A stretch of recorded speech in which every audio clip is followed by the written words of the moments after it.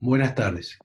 Hoy vamos a dar una clase de despido, de preaviso, de multas y de indemnizaciones de la ley de contrato de trabajo. Les voy a pedir a todos, como siempre digo, tratemos de silenciar el audio y los videos como quieran. No me molesta. Ustedes saben que pueden en cualquier momento hacer alguna consulta por intermedio del chat. Bien. Lo primero que vamos a ponernos en contexto es con respecto al contrato. Ustedes ya vieron lo que significan el principio general de los contratos de trabajo. El principio general es que los contratos son por tiempo indeterminado, salvo casos muy específicos como lo que ya vieron del contrato a plazo fijo o algunos con alguna actividad específica muy excepcional. Ahora, el espíritu el espíritu de los legisladores cuando elaboran las leyes laborales, tanto en la Argentina como en la mayoría de los países del mundo, es que los contratos tengan una vigencia ininterrumpida y por tiempo indeterminado. ¿Bien? Cuando de manera natural se terminan los contratos y cuando el trabajador está en edad de gozar los beneficios jubilatorios, por ejemplo, cuando el trabajador se enferma y se tiene que retirar, cuando el trabajador fallece. Estas son las cuestiones naturales. Por eso entendemos que los contratos de trabajo son por tiempo indeterminado.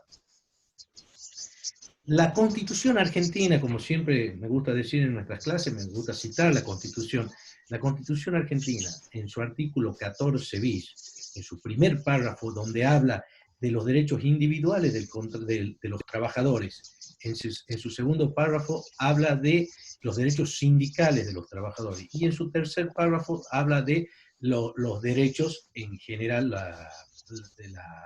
de las asignaciones y de toda la contención que tiene que dar el Estado a los trabajadores. En su párrafo primero, como decía, deja muy aclarado, deja muy clarito que se va a proteger al trabajador del despido arbitrario. Esto es lo que quiero que se entienda. La Constitución y las leyes protegen al trabajador. Ya todos saben lo que significa el orden público laboral. Siempre hacemos hincapié en el orden público laboral, que es ¿qué es el orden público laboral? Es aquellas normas y aquellos institutos del derecho jurídico que protegen al trabajador, que entienden que el trabajador es la parte más vulnerable del vínculo entre el trabajador y el empleador. Por lo tanto, se lo protege. Y la Constitución Nacional, nuestra ley más importante, nuestra madre de leyes, lo prevé claramente y dice, vamos a proteger al trabajador del despido arbitrario. Vamos a proteger a los trabajadores de la administración pública. Vamos a proteger a los referentes o dirigentes sindicales. Esto lo dice muy clarito la Constitución. Siempre los invito a leer este artículo en particular, el artículo 14 bis. Ahora bien, si bien la Constitución también prevé la estabilidad de manera indirecta en el trabajo, solamente la prevé para los empleados públicos. ¿Por qué prevé la estabilidad de los empleados públicos? Para que no haya, para proteger al trabajador de que no haya ningún tipo de persecución. ¿Qué es lo que significa esto? Que cuando haya un cambio de gobierno no se persiga a los trabajadores que piensen distinto. Cuando haya cualquier tipo de situación de cambio político o de cambio de rumbo, la Constitución intenta proteger al trabajador público. ¿A qué me refiero con trabajador empleado público? Empleado de la Administración Nacional, empleado de la Administración Pública Provincial y también municipales. ¿Bien? Ahora bien, la estabilidad de la que goza el trabajador la vamos a dividir en dos. Estabilidad propia y estabilidad impropia. ¿Bien? Estabilidad propia podríamos entender que a su vez son dos, absoluta y relativa. La estabilidad propia es de la que gozan, justamente habiendo hecho hincapié en la Constitución, es de la que gozan los trabajadores de la administración pública, por ejemplo, o un dirigente sindical. Esta es una estabilidad propia absoluta.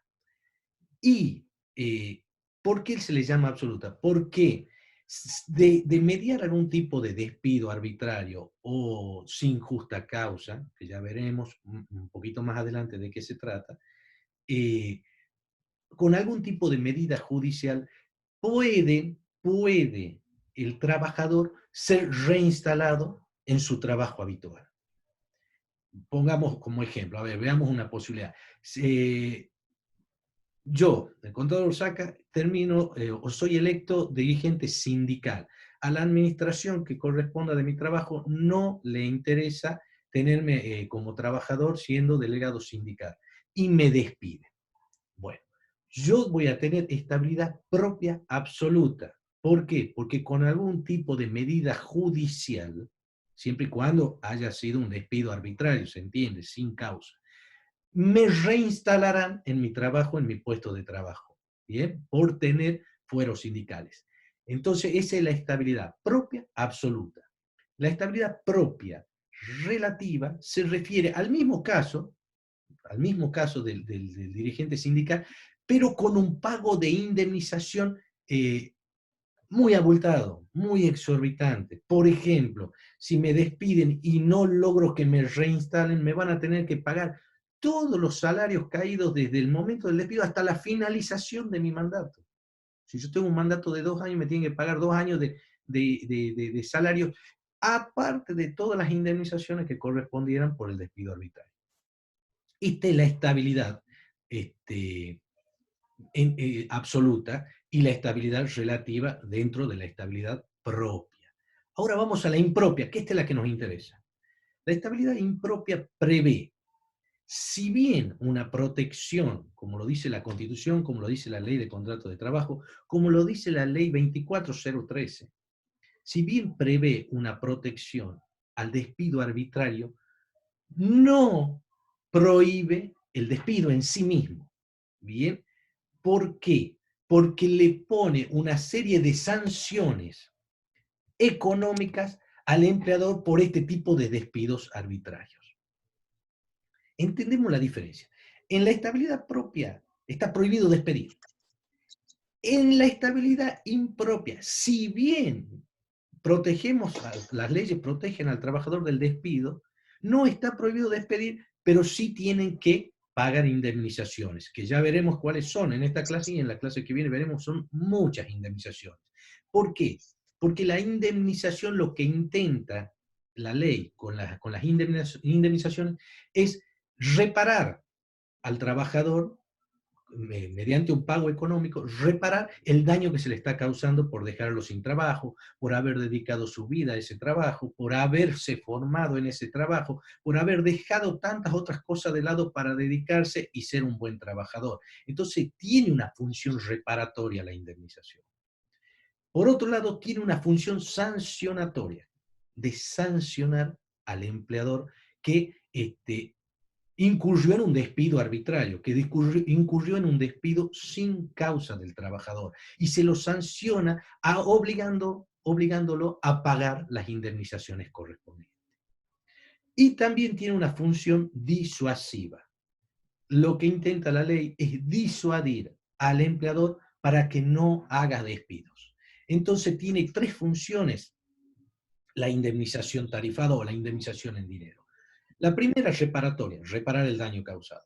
La segunda, sancionatoria, sancionarlo al empleador que incurrió en un despido arbitrario o sin causa. Y la tercera, disuasiva, intentar de que el empleador opte por otras medidas que no sea el despido. ¿Bien? Sanciones disciplinarias, buscarle la vuelta, pero que no sea el despido en sí. Bien, estas son las funciones. ¿Tienen consultas hasta ahí?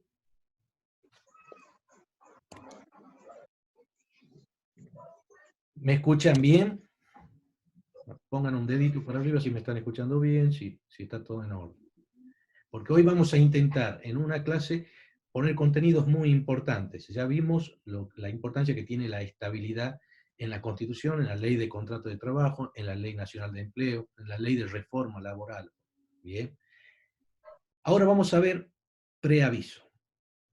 El preaviso es un instituto jurídico que lo que intenta, como su palabra, como su nombre lo dice, preavisar, da una finalización a un contrato de trabajo en un tiempo anterior. Bien, yo estoy preavisando al trabajador o al empleador de la finalización del contrato, ya sea con una renuncia, o ya sea con un despido, o ya sea con un despido indirecto. El preaviso está claramente establecido en la Ley de Contrato de Trabajo, en el artículo 231. El empleador tiene la obligación de preavisar al trabajador de la finalización del vínculo. Este preaviso tiene tiempos establecidos. Entonces dijimos, artículo 231 de la Ley de Contrato de Trabajo. Para el empleador tiene tiempos. En un periodo de prueba, ustedes recuerdan cuál era el periodo de prueba, son los 3 primeros meses de un contrato por tiempo indeterminado o de un trabajo por tiempo indeterminado. Los 3 primeros meses, que está en el artículo 92 bis de la Ley de Contrato, se les llama periodo de prueba. Durante el periodo de prueba, el preaviso tiene que ser de 15 días. Bien, 15 días por parte del empleador. Una vez pasado el periodo de prueba y hasta un límite de 5 años de antigüedad, el preaviso tiene que ser con un mes de anticipación. Es decir, de 3 meses hasta 5 años de antigüedad, un mes de preaviso. Cuando la antigüedad es mayor a 5 años, ya es de 2 meses. Bien, entonces, preaviso. Los 3 primeros meses, 15 días. Hasta 5 años de antigüedad, un mes, y mayor a 5 años, 2 meses de preaviso. Para el trabajador, el preaviso tendrá una anticipación de 15 días. El trabajador está obligado a avisarle a su empleador con una anticipación de 15 días. ¿Qué efectos se logran con el preaviso? Durante el plazo del preaviso, el contrato continúa vigente. A ver, vamos a imaginar que a mí se me despide, se me notifica el día 1 de abril que fines de mayo se vence o se termina mi vínculo contractual. Abril y mayo, 2 meses de preaviso, estoy bien preavisado. ¿Qué sucede durante esos 2 meses? Todo continúa vigente, tanto los deberes y los derechos míos como trabajador y los deberes y obligaciones que tenga el empleador. Todo continúa vigente, pero yo ya estoy avisado que en 2 meses se finaliza o me tengo que ir del empleo o está finalizado el contrato. Me deben pagar todo, incluso los aumentos de sueldo, me tienen que pagar todo porque yo voy a seguir trabajando. ¿Bien? Lo que sí se prevé en la ley de contrato, muy claramente, es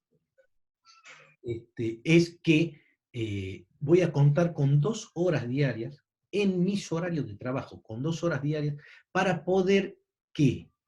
Para poder hacer qué, habiendo sido preavisado, poder salir a buscar trabajo, poder dedicar mi cabeza a formarme para otro tipo de empleo, poder dedicarle al armado de los currículos, al buscar las relaciones necesarias para otro empleo. O sea, dentro de esos 2 meses o del mes, lo que correspondiera, voy a tener 2 horas diarias dentro de mi horario de trabajo para dedicarme a buscar trabajo. Esto está previsto en la Ley de Contrato de Trabajo. Ahora bien, esto es si todo funciona bien, si el empleador preavisa correctamente al trabajador. Si le corresponden 15 días, se le preavisa con 15 días de anticipación. Si corresponde un mes, se le preavisa con un mes de anticipación. ¿Qué sucede si el empleador despide al trabajador y no le preavisa? Y si no le hace el preaviso correspondiente, o si le preavisa mal, si le correspondía un mes y lo preavisó con 15 días de anticipación. Por ejemplo, el 15 de abril le preavisa que el día 30 de abril está despedido, o tiene que dejar su escritorio, o dejar su trabajo, o dejar lo que sea. Le está preavisando con 15 días y a él le correspondía un mes. Está mal preavisado. ¿Bien? Entonces tenemos las dos posibilidades. O que no se preavise, o que se preavise mal.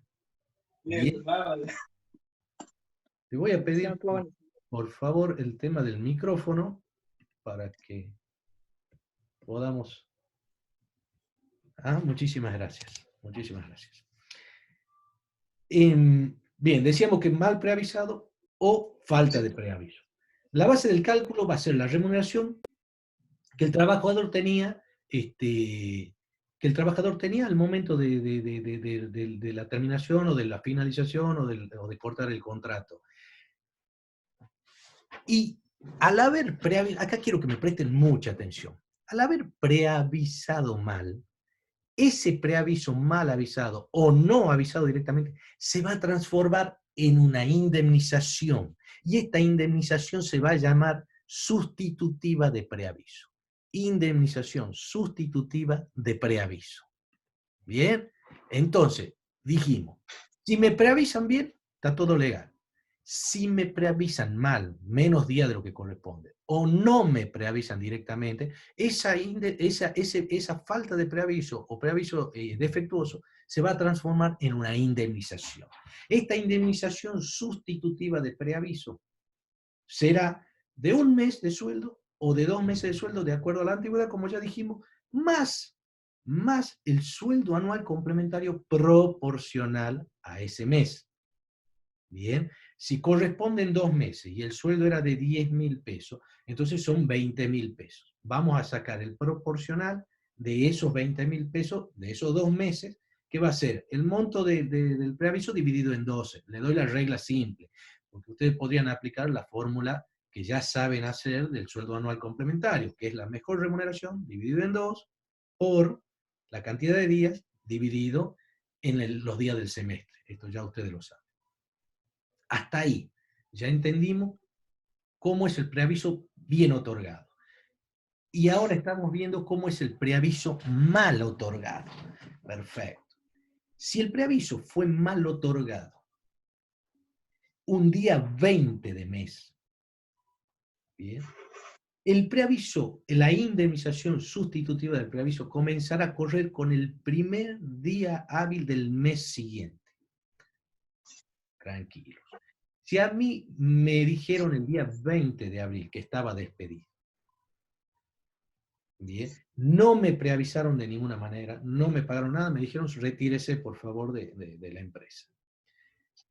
A mí me correspondían 2 meses de preaviso. Esos 2 meses serán a partir del día 1 del mes siguiente. Pero el empleador también deberá una indemnización que se llama integración del mes de despido, que será el correspondiente al sueldo de esos 10 días que faltaban hasta fin de mes. ¿Está claro? A mí me despidieron el 20, no me dieron preaviso. Entonces, del 20 a fin de mes, esos 10 días me lo tienen que pagar. Y esta indemnización se llama indemnización por integración del mes de despido, más el proporcional del sueldo anual complementario de esa indemnización. Entonces, acá ya tenemos 2 indemnizaciones.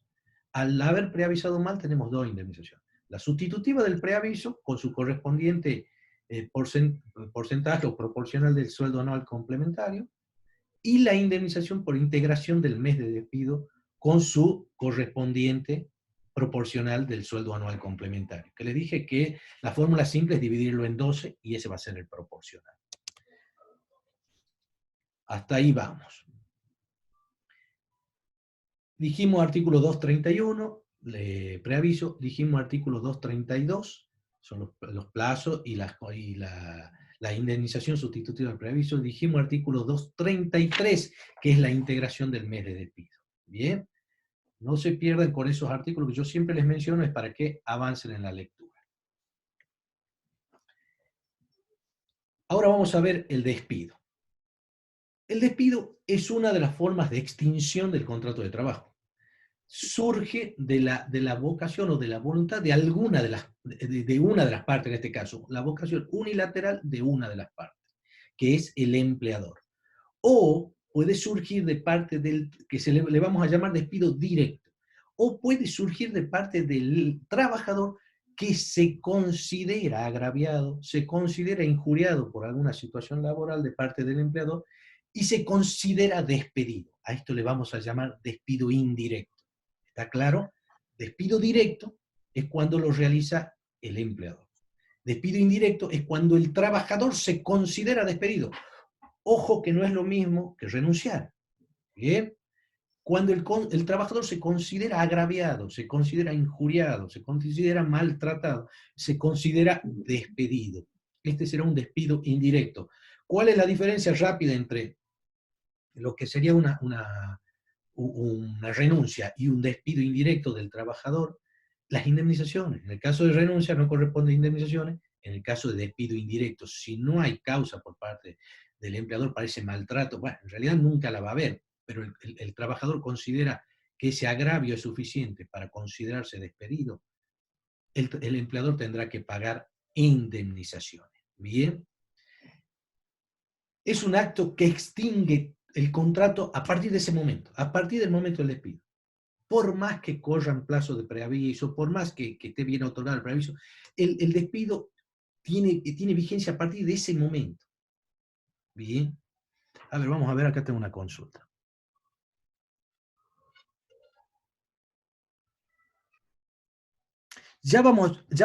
Me pregunta Florencia si tengo remuneraciones variables, ¿cuál se toma en cuenta para el preaviso?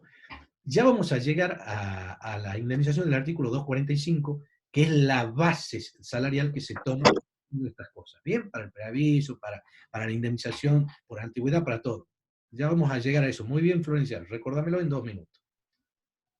Entonces, lo que estábamos diciendo es, si el empleador, si el empleador es quien despide, el despido será directo. Puede ser con causa o puede ser sin causa. Bien, el despido puede ser con causa o sin causa. Y si es el trabajador el que se considera despedido, también existe el trabajador se considera despedido, se le llamará despido indirecto. Bien, el trabajador siempre se va a considerar despedido sin causa, obviamente. Bien, o con causas agravantes. Entonces tenemos despido directo y despido indirecto. Avancemos un poquito más veloz. Ya dijimos, despido indirecto es del trabajador. El despido con justa causa por parte del empleador está previsto en la Ley de Contrato de Trabajo en el artículo 243. Cuando la causa está suficientemente clara, no, no hay motivo para pagar indemnizaciones. Entonces lo que se le va a pagar al trabajador es lo que le vamos a llamar liquidación final. Ustedes vayan guardando todos estos conceptos. La liquidación final. La liquidación final está formada por, en principio, 3 ítems. Los días trabajados, si se lo despidió el día 12 de un mes, bueno, esos 12 los tiene que cobrar. El sueldo anual proporcional, si se lo despidió el día 12 de abril, entonces tiene que cobrar el proporcional del sueldo anual complementario de enero, febrero, marzo y los 12 días de abril.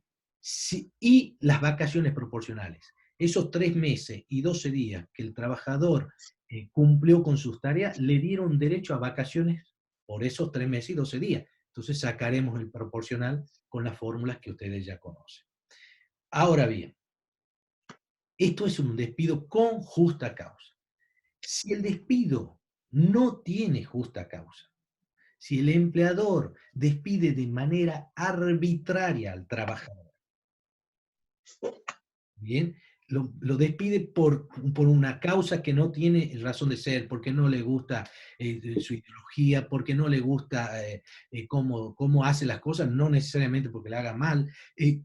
Cualquier cosa que sea, cualquier motivo que sea arbitrario, por discriminación, puede ser por cualquier tipo de motivo, entonces va a ser arbitrario. El régimen indemnizatorio en este caso será pagar la indemnización sustitutiva, aparte de la liquidación final que acabamos de decir, días trabajados, vacaciones proporcional y sueldo anual complementario proporcional, vamos a las indemnizaciones. Le vamos a pagar o vamos a cobrar a los trabajadores indemnización por antigüedad, indemnización sustitutiva del preaviso, más el proporcional del sueldo anual complementario, y la integración del mes de despido, más el sueldo anual proporcional, sueldo anual complementario proporcional de la integración mes de despido.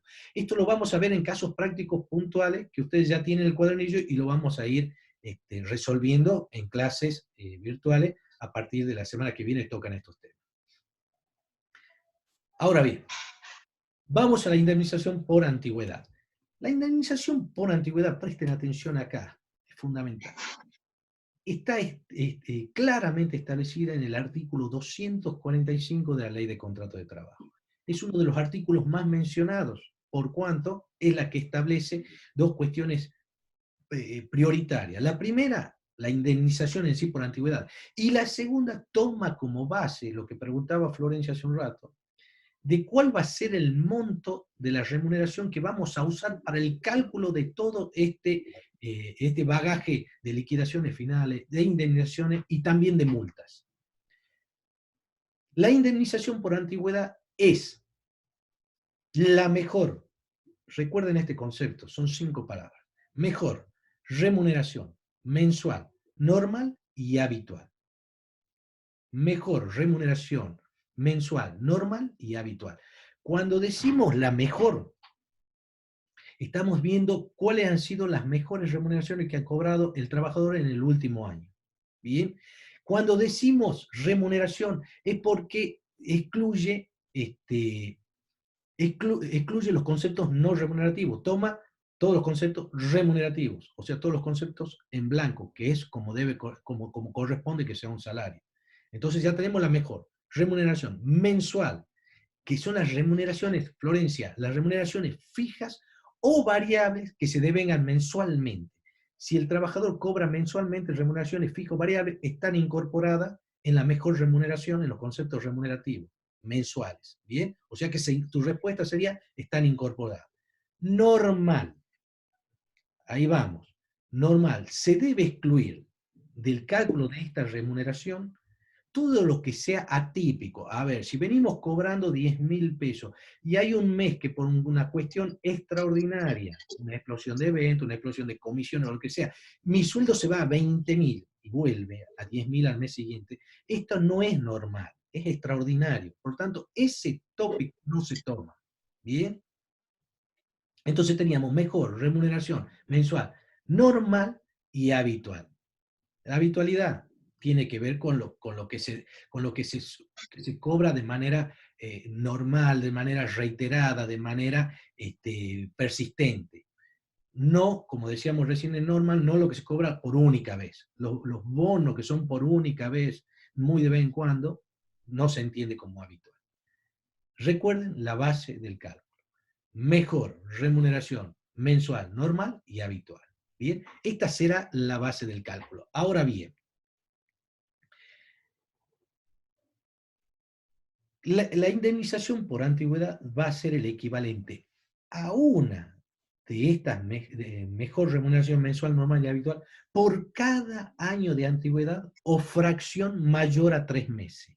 Si una persona tiene una antigüedad de 3 años y 3 meses y 5 días, le corresponde un año más, por lo tanto van a ser 4 años, va a ser la mejor remuneración mensual, normal y habitual por 4. Bien, esta va a ser la indemnización por antigüedad o indemnización del artículo 245. Y esta base de la mejor remuneración mensual, normal y habitual será la que vamos a tomar para el cálculo del preaviso, de la indemnización sustitutiva de preaviso, para el cálculo del sueldo anual complementario, proporcional, para todos los cálculos vamos a utilizar esta mejor remuneración mensual, normal y habitual.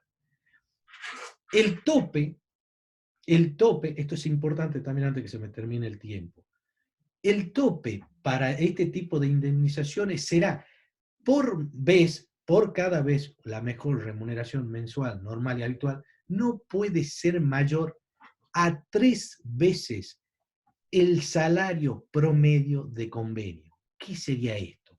Si yo saco mi tope para indemnizarme a mí como docente, tengo que tomar todos los sueldos del convenio colectivo de trabajo del docente, sacar un promedio de esto, ¿no es cierto? Entre el que más cobra y el que menos cobra son 6, 7 categorías, bueno, sumo y divido en 6 o 7, saco el promedio, lo multiplico por 3. Ninguna mejor remuneración mensual, normal y habitual puede ser mayor a esos 3 meses. Por eso esta información siempre es importante a la hora de calcular los regímenes indemnizatorios. ¿Bien? Hasta acá rápidamente. Ya vimos la estabilidad propia e impropia. Impropia es el régimen nuestro. Vimos preaviso bien otorgado, preaviso mal otorgado que se transforma en una indemnización sustitutiva de preaviso, y si corresponde también la integración del mes de despido los días que faltaban. Voy a volver a entrar con el mismo ID y la misma contraseña. Bien, así terminamos porque nos estaría faltando multas y algunas consultas. Y la indemnización por antigüedad. Mejor remuneración mensual normal y habitual. Bien, hasta acá quedamos. En la próxima clase, o ahora en un ratito volvemos a entrar, vamos a continuar. Gracias por la paciencia, chicos.